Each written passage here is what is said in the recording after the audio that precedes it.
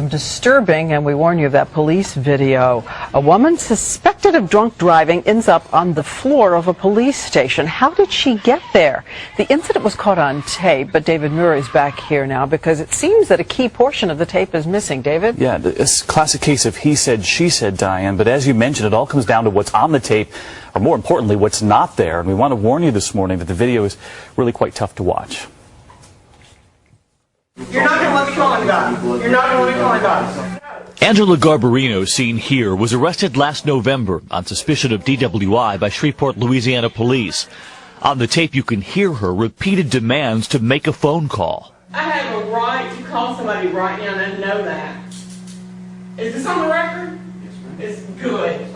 Wiley Willis, the arresting officer, has been trying to read her rights, but he runs out of patience, and things turn ugly. What happens after that is a mystery. You understand, Will? Yeah, I understand. Because as you can see, the officer turns off the camera. When the recording resumes, Garbarino is lying in a pool of her own blood. Another officer takes a look before she's taken away on a stretcher. Garbarino suffered 2 black eyes and cuts to her face, along with 2 broken teeth and bruises. She says the officer beat her up. Willis was fired, but a statement from his attorney says he turned off the tape, quote, in accordance with normal practice, and added the suspect tried to leave the room. In the process of stopping her, she fell and injured herself. Experts who reviewed the footage say at the very least the officer should have called for female backup.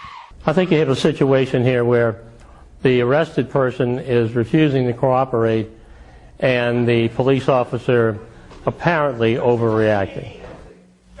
And you can see this morning why so many people are reacting to this. Police decided not to file criminal charges against the officer, saying no one knows for sure what happened because the tape was off. Garbarino faces trial and charges of DWI, hit and run driving, and reckless driving, and she denies those charges. Meantime, the officer is appealing his firing.